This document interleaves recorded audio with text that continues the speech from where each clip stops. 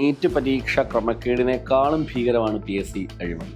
ശിവരഞ്ജന്റെ വീട്ടിൽ അവനെ കുത്തുകേസിൽ പിടിക്കാൻ ചെന്നപ്പോഴാണ് അടുക്കളയിൽ നിന്ന് എന്ത് കിട്ടുന്നത്? PSCയുടെ ചോദ്യപേപ്പർ കിട്ടുന്നു. കേരള PSCയിൽ സബ്ജക്റ്റ് കമ്മിറ്റി ഇല്ല, ചെയർമാൻ തീരുമാനിക്കുന്ന ആൾ തയ്യാറാക്കുന്നു, കൊടുക്കുന്നു. PSC മെമ്പർ സ്ഥാനത്തിന് വേണ്ടി അടിപിടി കൂടുകയാണ്.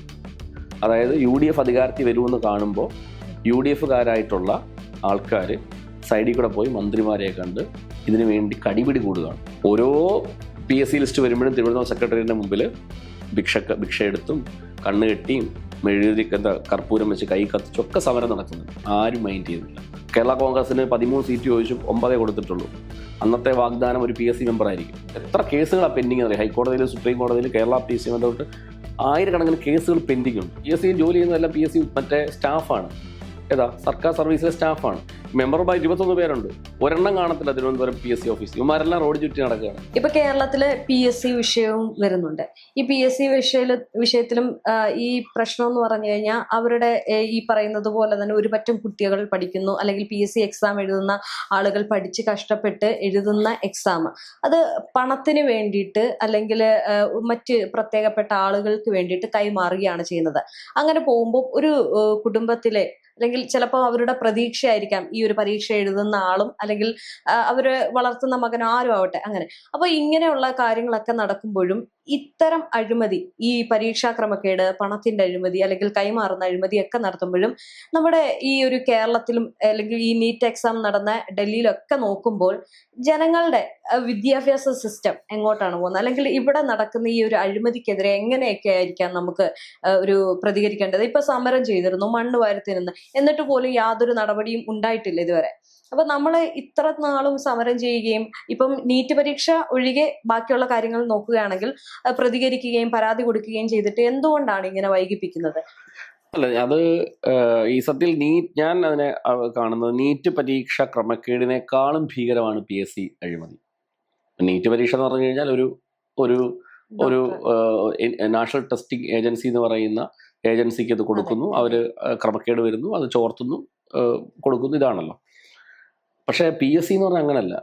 PSC എന്ന് പറയുന്നത് നിങ്ങൾ ഒരാളെ അകത്തേക്ക് എടുക്കുന്നതിന് വേണ്ടി, നിങ്ങൾക്ക് ഇഷ്ടമുള്ള ഒരാളെ അകത്തേക്ക് എടുക്കുന്നതിന് വേണ്ടി നിങ്ങൾ മുഴുവൻ സിസ്റ്റത്തെയും മാനിപ്പുലേറ്റ് ചെയ്യാണ്. മറ്റേത് ക്രിമിനൽസ് ചോർത്തി കൊടുക്കുകയാണ്. ഇത് അധികാരത്തിലിരിക്കുന്നവർ, അതായത് അവർക്ക് ഇഷ്ടമുള്ളവരെ അകത്തേക്ക് കയറ്റാൻ വേണ്ടി മാനിപ്പുലേറ്റ് ചെയ്യാണ് മൊത്തത്തിൽ. ഒപ്പം ഒരു സൈഡിൽ കൂടെ, അതാണ് ആർട്ടിക്കിൾ 14 and 16. ആർട്ടിക്കിൾ 14 പറയുന്നത് റൈറ്റ് ടു ഇക്വാളിറ്റി. ആർട്ടിക്കിൾ 16 പറയുന്നത് പബ്ലിക് എംപ്ലോയ്മെന്റിന്റെ തുല്യത.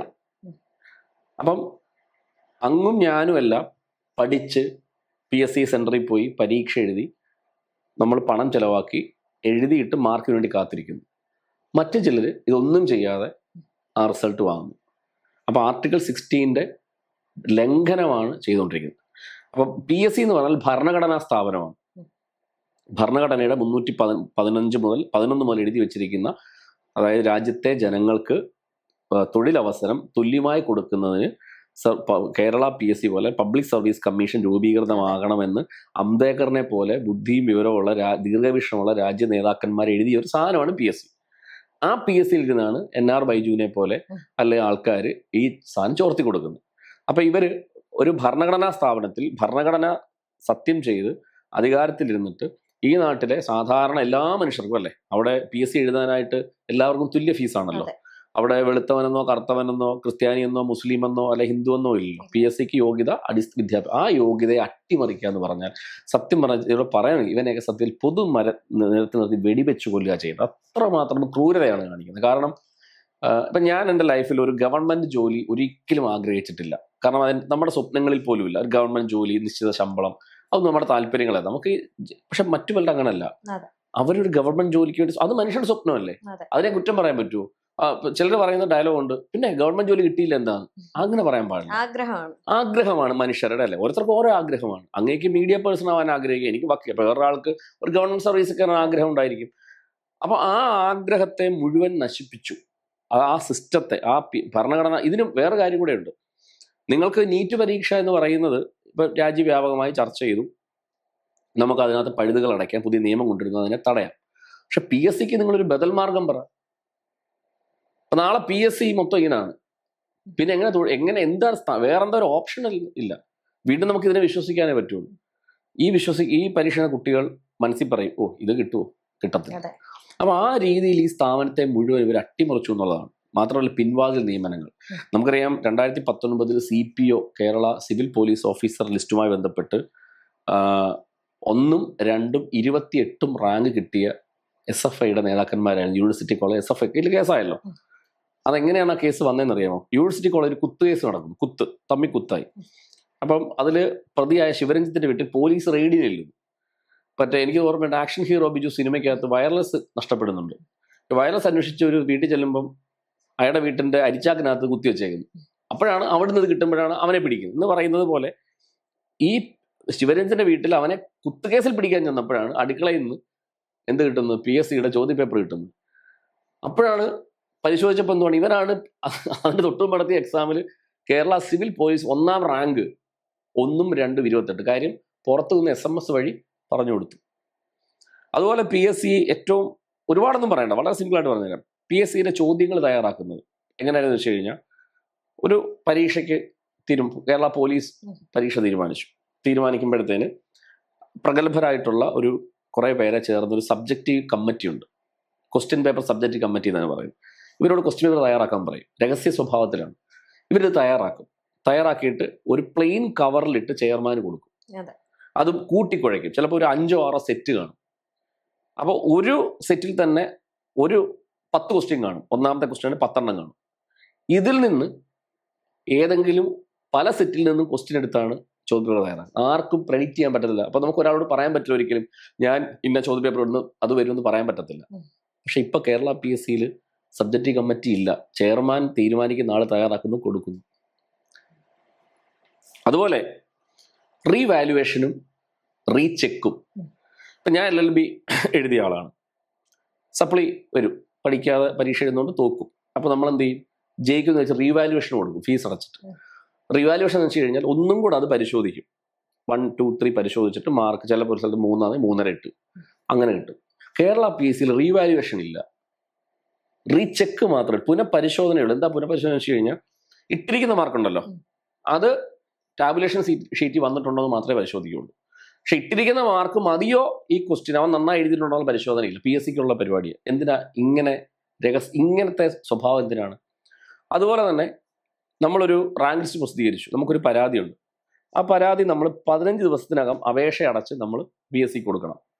അപ്പം നമ്മൾ വിചാരിക്കും നമ്മുടെ പരിശോധന കഴിഞ്ഞു, ഇപ്പോൾ ഉടനെ അതിൻ്റെ നമ്മുടെ ഫീസ് വാങ്ങിച്ചല്ലോ, ഇപ്പം അതിൻ്റെ പരിശോധന കഴിഞ്ഞ് നമ്മുടെ പരാതിക്ക് ന്യായമായ പരിഹാരം ഉണ്ടാവും, റിപ്ലൈ കിട്ടും. ഈ റിപ്ലൈ കിട്ടണേ 2 വർഷം കഴിയണം. അപ്പം നിങ്ങളൊരു സിസ്റ്റത്തെയാണ് നശിപ്പിച്ചത്. കേരളത്തിലെ ഞാൻ കേരള PSC തകർക്കണമെന്നോ തകർന്നുകൊണ്ടോ നമ്മൾ ആഗ്രഹിക്കുന്നില്ല. PSCയോട് വേറെ മാർഗമില്ല. പക്ഷേ ഇനി അവിടെ എന്താ സംഭവിച്ചത് എനിക്ക് വ്യക്തമായി അറിയാം. ഇപ്പോൾ UDF സർക്കാർ അധികാരത്തിൽ വരാനായിട്ട് പോകുന്നു നമുക്ക് തോന്നിയല്ലോ. അത് തോന്നുമ്പോൾ ഒരു PSC ചെയർമാന്റെ ശമ്പളം 4 ലക്ഷം രൂപയാണ് ഒരു മാസ ശമ്പളം. കാറുണ്ട്, ക്വാർട്ടേഴ്സ് ഉണ്ട്, ആജീവനാന്ത പെൻഷനുണ്ട്, പിന്നെ ഇത്ര കിലോമീറ്റർ യാത്ര ചെയ്യുമ്പോൾ പെട്രോൾ അലവൻസ് ഉണ്ട്, ഭാര്യയ്ക്കും മക്കൾക്കും എല്ലാം ആരോഗ്യ ഇൻഷുറൻസ് ഉണ്ട്, 4 ലക്ഷം രൂപ എക്സ്ട്രാ ശമ്പളം. ഒരു 55 വയസ്സുള്ള അല്ലെങ്കിൽ വേറെ ജോലിയൊന്നും ഇല്ലാത്ത ഒരു രാഷ്ട്രീയക്കാരനെ സംബന്ധിച്ച് അവൻ്റെ ലൈഫ് സെറ്റിൽ ആവുക. അപ്പോൾ PSC മെമ്പർ സ്ഥാനത്തിന് വേണ്ടി അടിപിടി കൂടുകയാണ്. അതായത് UDF അധികാരത്തിൽ വരുമെന്ന് കാണുമ്പോൾ UDFകാരായിട്ടുള്ള ആൾക്കാർ സൈഡിൽ കൂടെ പോയി മന്ത്രിമാരെ കണ്ട് ഇതിനു വേണ്ടി കടിപിടി കൂടുകയാണ്.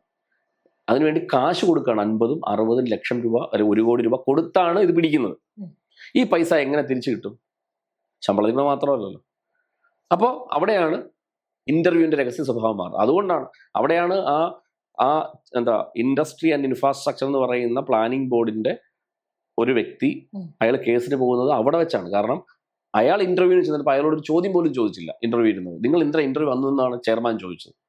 കാരണം അവർ ഓൾറെഡി ഒരാളെ സെറ്റ് ചെയ്ത് കഴിഞ്ഞു, അവൻ്റെ കാശും വാങ്ങിച്ചു കാണും. വാങ്ങിച്ചു ഞാൻ വാങ്ങിച്ച് കാണും. അപ്പോൾ ഇത് അത് നീറ്റ് പരീക്ഷയെക്കാളും വലിയ പ്രതിസന്ധി മാത്രമല്ല.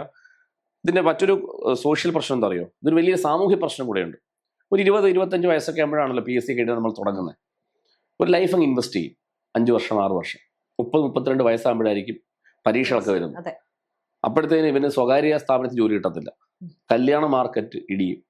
അപ്പൊ സാമൂഹിക പ്രശ്നം, ഇതിനു വേണ്ടി വർഷങ്ങളായി വീട്ടുകാരുടെ സാമ്പത്തിക പ്രശ്നം, ഇത് കഴിഞ്ഞ് ഒരു ടെസ്റ്റും കിട്ടാതെ വരുമ്പോൾ ഉള്ള നൈരാശ്യം, ജീവിതം തകർന്നു പോകും, അവൻ വിദേശത്തേക്ക് ജോലിക്ക് പോകാൻ പറ്റത്തില്ല. അപ്പം നിങ്ങൾ ഒരു സംവിധാനത്തിൽ അതുപോലെ തന്നെ ഒഴിവുകൾ റിപ്പോർട്ട് ചെയ്യുന്നില്ല, എന്നാൽ ഒഴിവുകൾ റിപ്പോർട്ട് ചെയ്യുന്നില്ല നമ്മൾ കണ്ണുമൊഴി കണ്ടുകൊണ്ടിരിക്കുകയും അത് കാണുന്ന ഒരാൾ നോക്കുമ്പോൾ അവൻ്റെ കൂടെ എത്രയും നാളും പഠിക്കാതെ കോളേജിൽ കയറാതെ പുസ്തകം വായിക്കാതെ നടന്നൊരുത്തൻ പാർട്ടി പരിപാടിക്ക് പോയി രണ്ട് പരിപാടിക്ക് പോയപ്പോൾ സൈഡിൽ കൂടെ വന്ന് അവൻ കോൺട്രാക്റ്റിൽ കയറി ജോലി ശമ്പളം വാങ്ങിക്കും. കോൺട്രാക്റ്റിൽ കയറുന്നവർ 5 കൊല്ലം കഴിയുമ്പോൾ സ്ഥിരപ്പെടുത്തുന്നു, അവന് പെൻഷൻ. അപ്പം ഇനിയും ഇത് കണ്ടാണ് പിള്ളേർ ഇനി PSC എഴുതുന്ന ആരാണ് കൂടുതലും? PSC എഴുതുന്ന പറഞ്ഞു കഴിഞ്ഞാൽ എങ്ങനെങ്കിലുമൊക്കെ അടിച്ചും തല്ലി രക്ഷപ്പെട്ട് പോകുന്നവരൊക്കെ രാജ്യം വിട്ടങ്ങ് പോകും. ബാക്കിയുള്ളവർ എന്തെങ്കിലും കോഴ്സ് പഠിച്ചു. PSC എഴുതുന്നത് ഒരു പ്രശ്നമാണ്. PSC എഴുതുന്ന പിള്ളേർ വളരെ സോഫ്റ്റ് ആയിട്ടുള്ള, അല്പം സാമൂഹ്യ എന്താ പറയുക, എല്ലാത്തിനെയും ചലഞ്ച് ചെയ്യാനൊന്നും താല്പര്യമില്ലാത്ത, ഒരുപാട് വലിയ ഫൈറ്റിംഗ് സ്പിരിറ്റ് ഒന്നും ഇല്ലാത്തവരായിരിക്കും, അല്ലെ? അവർ ഒതുങ്ങി കൂടി പഠിക്കുന്ന പിള്ളേരായിരിക്കും. അവർക്ക് സമരം ചെയ്യാനും ഇതിനെതിരെ യുദ്ധം ചെയ്യാനും അവർക്ക് പറ്റത്തില്ല. അതുകൊണ്ടാണ് ഞാൻ വനിതാ പോലീസ് കോൺസ്റ്റബിളുമായി ബന്ധപ്പെട്ട ഒരു സമരം തിരുവനന്തപുരത്ത് നടന്നപ്പോൾ ഞാൻ ആ സമരത്തിൽ ആ പെൺകുട്ടികളുടെ സമരപ്പന്തലിൽ പോയി. ആശാവർക്കേഴ്സ് സമരം. അപ്പോൾ അതിലൊരു പെൺകുട്ടി, അഭയ എന്ന് പേരുള്ള ഒരു പെൺകുട്ടിയാണ്. അപ്പോൾ ഇവർ മാസ്ക് വെച്ചാണ് സമരം ചെയ്തത്. അപ്പോൾ പത്രത്തിൽ ഈ ഫോട്ടോ വന്നു, മാസ്ക് വെച്ച് സമരം. അപ്പോൾ അന്ന് ലെഫ്റ്റ് സൈബർ ഹാൻഡിൽപ്പെട്ടവർ കളിയാക്കിയിട്ട് പറഞ്ഞു, ഇവളുമാർക്ക് മുഖം കാണിച്ച് സമരം ചെയ്യാൻ ധൈര്യമില്ല, പിന്നെ എന്തിനാണ് സമരത്തിന് പോയത്, എന്തിനാണ് മാസ്ക് വെക്കുന്നത്? അപ്പോൾ നമുക്ക് സംശയം തോന്നി, നിങ്ങൾ സമരം ചെയ്യാൻ പോകുമ്പോൾ നിങ്ങളുടെ മാസ്ക് മാറ്റണ്ടേ, നിങ്ങൾ ആരാന്നറിയണ്ടേ? അപ്പം ഞാൻ ആ പെൺകുട്ടിയുടെ അഭയ എന്നാണ് എൻ്റെ പേര്. ഞാനോട് ചോദിച്ചു, എന്തുകൊണ്ടാണ് നിങ്ങൾ ഈ മാസ്ക് വെച്ചത്? അപ്പോൾ എൻ്റെ അടുത്ത് പറഞ്ഞ സ്റ്റേറ്റ്മെൻ്റ് ആണ്, സാറേ എൻ്റെ വീട് കോഴിക്കോടാണ്, ഞാനിവിടെ വന്നിരിക്കുന്നത് ഹസ്ബൻഡിന് അറിയാം, എൻ്റെ ഫ്രണ്ടിൻ്റെ വീട്ടിലാണെന്നാണ് പറഞ്ഞത്, അച്ഛനും അമ്മയ്ക്കും അറിയത്തില്ല. അപ്പം ജോലി കിട്ടിയില്ലെങ്കിൽ അവരങ്ങ് സഹിക്കും, ഇനി സമരത്തിന് ഒരു കേസും കൂടെ അവർക്ക് സഹിക്കാൻ പറ്റത്തില്ല. ഞങ്ങളെ പരീക്ഷ എഴുതാൻ പഠിപ്പിച്ചു, പക്ഷേ സമരം ചെയ്യാൻ പഠിപ്പിച്ചിട്ടില്ല. എന്നിട്ട് ഈ പെൺകുട്ടികൾ ആ റോഡ് സൈഡിൽ കിടക്കാം, മഴ പെയ്യുന്നുണ്ട്, ഒരു നീല ടാർപോളിൻ വലിച്ചു കെട്ടാൻ പോലീസുകാരെ സമ്മതിച്ചില്ല. സെക്രട്ടറി അവിടെ കെട്ടാൻ പോലെ അവർ ആ മഴയത്തിരുന്നു. എന്നിട്ട് റോഡിലോട്ട് ഇറങ്ങി സമരം, അറിയാം സെക്രട്ടറിയുടെ ഫ്രണ്ട് അറിയാലോ, ആ ഒരു നടപ്പാതയുണ്ട്, അവിടെ റോഡിലോട്ട് ഇറങ്ങി സമരം ചെയ്താൽ ശ്രദ്ധിക്കപ്പെടും. അപ്പം ഞാൻ നിങ്ങൾ ഈ സമരം റോഡിലോട്ട്, അത് റോഡിലിറങ്ങി സമരം ചെയ്താൽ കേസാവുന്ന പോലീസ് വാങ്ങും, മനസ്സിലാവുന്നുണ്ട്? അപ്പം ഓരോ PSC ലിസ്റ്റ് വരുമ്പോഴും തിരുവനന്തപുരം സെക്രട്ടറിയുടെ മുമ്പിൽ ഭിക്ഷ എടുത്തും കണ്ണ് കെട്ടിയും മെഴുതി കർപ്പൂരം വെച്ച് കൈ കത്തിച്ചൊക്കെ സമരം നടക്കുന്നുണ്ട്, ആരും മൈൻഡ് ചെയ്യുന്നില്ല. അപ്പം അതിന് പ്രതിവിധി ഉണ്ടാവണം. പ്രതിവിധി എന്ന് പറഞ്ഞു കഴിഞ്ഞാൽ ഏറ്റവും വലിയ പ്രതിവിധി എന്ന് വെച്ച് കഴിഞ്ഞാൽ ഒരു 80-86 കാലഘട്ടം വരെ കേരള PSCയെ നയിച്ചിരുന്നത് സാഹിത്യകാരന്മാരും ചരിത്രകാരന്മാരും സിവിൽ സർവീസിൽ ഇരുന്ന യോഗ്യതയുള്ളവരുമാണ്. ഇതിൻ്റെ യോഗ്യത എന്താ പറയുക? PSC മെമ്പർ ആവാനുള്ള യോഗ്യത 10 വർഷത്തെ കേന്ദ്ര സർവീസിൽ പരിചയം വേണം, 10 വർഷം. ഇതൊക്കെ ഡ്യൂപ്ലിക്കേറ്റ് ആയിട്ട് ഉണ്ടാക്കിയെടുത്താണ് പലരും അകത്ത് കയറിയിട്ടുള്ളത്. അപ്പം നിങ്ങൾ അക്കൗണ്ടബിളായ ആൾക്കാരുണ്ടല്ലോ നമ്മുടെ രാജ്യത്ത്, അല്ലേ? ഒരുപാട് മനുഷ്യരുണ്ടല്ലോ. അപ്പം അങ്ങനെയൊക്കെയുള്ളവരെ നിങ്ങൾ എടുത്ത് ഇതിൻ്റെ മെമ്പർമാരും ഒക്കെ ആക്കിയാൽ അത് കുറച്ചുകൂടെ സുതാര്യമാകും. അത് ചെയ്യുന്നില്ല എന്നുള്ളതാണ്. ഇപ്പോൾ ഓരോ റാങ്കിൽ, ഇപ്പോൾ 90 ടെസ്റ്റ് കഴിഞ്ഞ 5 വർഷത്തിനകത്ത് നടത്തിയ 90 ടെസ്റ്റുകളുടെ പരാതിയാണ് കിടക്കുന്നത്. 90 ടെസ്റ്റുകൾ എന്ന് പറയുമ്പോൾ ഒരു ടെസ്റ്റ് എഴുതുന്നത് എത്ര ലക്ഷം പേരാ? എത്ര വിദ്യാർത്ഥികളുടെ ഭാവി നശിച്ചിട്ടുണ്ട്, എത്ര പേരുടെ സ്വപ്നങ്ങൾ പോയിട്ടുണ്ട്. അപ്പം ഇതൊക്കെ UDF സർക്കാരിനെ സംബന്ധിച്ച് ഇവർ ഈ വിഷയത്തിലൊക്കെ നിലപാടെടുക്കാൻ ഇവർക്ക് ശേഷിയുണ്ടോ? ഇപ്പം 5 മെമ്പർമാർ ഒഴിവ് വരും. ഈ 5 മെമ്പർമാരെ നിയമിക്കണമല്ലോ. ആ നിയമിക്കാൻ പോകുന്നത് ഘടകകക്ഷികളുടെ വീതം വെപ്പാണോ? കേരള കോൺഗ്രസിന് 13 സീറ്റ് ചോദിച്ചു 9 കൊടുത്തിട്ടുള്ളൂ.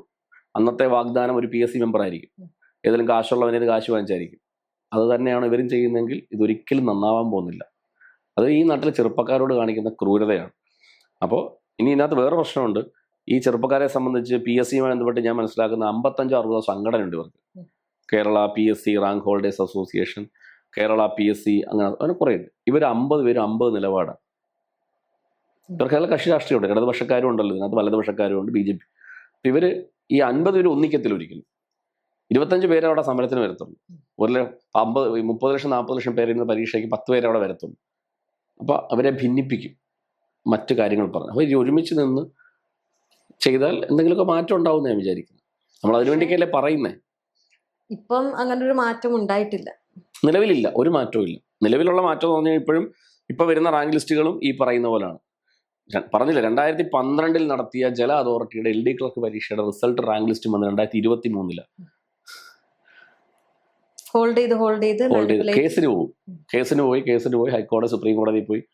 അപ്പൊ ഈ ലിസ്റ്റിൽ പെട്ടവൻ അത് പ്രതീക്ഷിച്ചിരിക്കും, അവന്റെ ഏജ് അവനും കേസ് നടത്തുമല്ലേ. എത്ര കേസുകളാണ് പെൻഡിങ് അറിയാം. ഹൈക്കോടതിയിൽ, സുപ്രീം കോടതിയിൽ, കേരള PSC ബന്ധപ്പെട്ട് ആയിരക്കണക്കിന് കേസുകൾ പെൻഡിങ് ഉണ്ട്. ഇതിന് പൈസ 10, 20, 30 പേര് ചേർന്നാണ് ഒരു കേസ് നടത്തുന്നത്. PSC അസ്പിറൻസ് ആയിട്ടുള്ള എഴുതിയവരും പേര് ചേർന്ന കേസും. അവര് ഹൈക്കോടതി വക്കീലന്മാർ ഭയങ്കരമായിട്ട് ഫീസ് വാങ്ങിക്കും. അവര് ഓരോ മാസവും 2000, 3000 വെച്ച് കളക്ട് ചെയ്യും വാട്സപ്പ് ഗ്രൂപ്പ് വഴി. എന്നിട്ടാണ് കൊടുക്കുന്നത്. എന്നിട്ട് അവസാനമാകുമ്പോൾ കേസും ജയിക്കത്തില്ല. കോടതികൾ എപ്പോഴും ഈ വിഷയത്തിൽ PSC അനുകൂല നിലപാടേ എടുക്കുകയുള്ളൂ. കാരണം ഇതൊരു എക്സിക്യൂട്ടീവ് അതോറിറ്റിയുടെ അധികാരം ആണല്ലോ. ഈ CJP പോലൊരു പക്ഷേ PSCയിലെ അല്ലെങ്കിൽ ഈ PSC എക്സാം എഴുതുന്ന ആളുകൾ വിദ്യാർത്ഥികളെന്ന് മാത്രം പറയാൻ കഴിയില്ല. കാരണം ജോലി ചെയ്യുന്ന പലരും പാർട്ട് ടൈം ആയിട്ടൊക്കെ ജോലി ചെയ്യുന്നവർ ഈ ഒരു PSC എക്സാം പഠിക്കുന്നവരാണ്. അപ്പൊ ഇവരെല്ലാം ഒരുപക്ഷെ ഒരുമിച്ച് ഈ ഒരു പ്രതിഷേധത്തിന് ഇറങ്ങിക്കഴിഞ്ഞാൽ എന്തെങ്കിലും മാറ്റം? ഉറപ്പായിട്ടും മാറ്റം ഉണ്ടായ പൊളിറ്റിക്കൽ ഡിസിഷൻസ് വരും. ആ പൊളിറ്റിക്കൽ ഡിസിഷൻ എന്ന് പറയുന്നത് ഇതുവരെ നടത്തിയ ഇടതുപക്ഷ സർക്കാർ നടത്തിയ എല്ലാ അപ്പോയിന്റ്മെന്റ് പുനഃപരിശോധിക്കാൻ വരും. ഇപ്പം മുൻകാല പ്രാബല്യത്തോടു കൂടി അതൊരു ഡിമാൻഡായിട്ട് കഴിഞ്ഞ സർക്കാർ നടത്തിയ PSC നടത്തിയ എല്ലാ ഉത്തരവുകളും എല്ലാ നിയമവും പുനഃപരിശോധിക്കാൻ പറയും. അത് പരിശോധിച്ചിട്ട് അതിന്റെ മാർക്കുകൾ വെരിഫൈ, അങ്ങനെ സാഹചര്യം ഉണ്ടാക്കാം. 2 PSC മെമ്പറാണ് നിയമനം സുതാര്യമായിരിക്കും.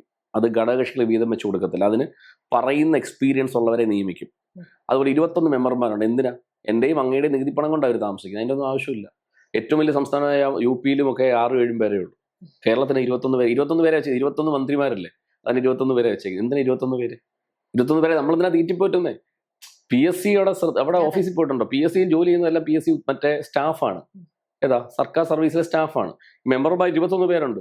ഒരെണ്ണം കാണത്തില്ല തിരുവനന്തപുരം PSC ഓഫീസ്. ഇവന്മാരെല്ലാം റോഡ് ചുറ്റി നടക്കുകയാണ്, ട്രാവലൊക്കെ ചെയ്ത്. ആകെ ഉള്ളത് മാസത്തിൽ ഒരു മീറ്റിംഗ് ആണ്. ബിസ്ക്കറ്റും ചായ ഉണ്ട്, അത് കഴിക്കാൻ പോകും. അവിടെ പോയിട്ട് കാരണം 2 പേര് മതി ഈ നയം തീരുമാനം എടുക്കാൻ. അല്ലെ 3 പേര് മതി, 4 പേര് മതി. ജനസംഖ്യ അനുവാദി PSC മെമ്പർമാർ എണ്ണം കൊണ്ട കാര്യമില്ല. കാരണം PSCയിൽ ജോലി കേരള PSC നമ്മൾ ചെന്ന് കഴിഞ്ഞാൽ 10, 100, 150 ജോലിക്കാരിക്കുന്നത് സർക്കാർ സർവീസ് ചെയ്യുന്നത് ഇതുപോലെ കയറിയ ജോലിക്കാരാ. അവരാ ഇതെല്ലാം ചെയ്യുന്നത്. ഈ മെമ്പർ PSC ചെയർമാനും മെമ്പർ എന്ന് പറയുന്ന ഒരു സാധനം ഉണ്ടല്ലോ, അത് ഈ പൈസ കൊടുക്കാൻ വേണ്ടി സെറ്റ് ചെയ്തിരിക്കുന്നത്. രാഷ്ട്രീയവും വിദ്യാഭ്യാസം എല്ലാം കൂടി ഇങ്ങനെ കൂട്ടിക്കുഴച്ച് പോകുമ്പോൾ ഇനി വരുന്ന ജനറേഷന് എന്ത് ചെയ്യണം എന്നുള്ളൊരു അല്ല, ആ ജനറേഷൻ അറിയാം. നമ്മുടെ ജനറേഷനെ സംബന്ധിച്ച് അതാ ഞാൻ പറഞ്ഞത്. ആ ജനറേഷനെ സംബന്ധിച്ച് അവർക്ക് വ്യക്തമായ ധാരണയുണ്ട്. ആ ധാരണയുടെ പുറത്താണ് അവരിപ്പോൾ ഞാൻ ഇതിനകത്ത് ഈ നമ്മൾ CJPയുടെ സമരത്തെ നിസ്സാരമായി കാണേണ്ട കാര്യം എന്ന് വെച്ച് കഴിഞ്ഞാൽ ചോദ്യം ചോദിക്കാൻ പഠിച്ചു പിള്ളേര്. CJP സമരത്തിന്റെ ഏറ്റവും പ്രധാനപ്പെട്ട കാര്യം നമുക്കറിയാം. അവരാദ്യം മുന്നോട്ട് വെച്ച കുറെ ആവശ്യങ്ങളുണ്ടായിരുന്നല്ലേ. ആവശ്യങ്ങളെ നമ്മൾ കളിയാക്കി. അവർക്കിത് പൊട്ടന്മാരാണോ? അതായത് ജുഡീഷ്യറിയിൽ നിന്ന് വിരമിച്ചവരെ നിയമിക്കാൻ പാടില്ല അല്ലേ? അത് ചർച്ച ചെയ്തു. ആ ചർച്ച അതാണ് അതിന്റെ വിഷൻ എന്ന് പറയുന്നത്. ഇതിന് പിന്നിൽ വളരെ ഗെയിമുണ്ട്, കളിയുണ്ട്, ബുദ്ധിയുള്ളവരുണ്ട്. ആ ഒരിക്കലും നടപ്പിലാക്കാൻ കഴിയാത്ത ആ പൊട്ടത്തരം ആവശ്യമായിരുന്നു ചർച്ച ചെയ്യപ്പെട്ട രാജ്യം പൊട്ടാകെ. ട്രോളുകൾ വന്നു, അതായിരുന്നു ചർച്ച. നെഗറ്റീവ് ചർച്ചയിലൂടെ അവർ ചർച്ച ചെയ്തു. പക്ഷെ അവർ മുമ്പോട്ട് വെച്ച ഏക ആവശ്യം ധർമ്മേന്ദ്ര പ്രധാൻ രാജിവെക്കാം. അപ്പം അവർ ഭയങ്കരമായിട്ട് ചിന്തിക്കുന്നവരാണ്. അത് സ്ട്രൈക്ക് ചെയ്യും. അത് അടുത്ത വിഷയത്തിലുണ്ടാവും.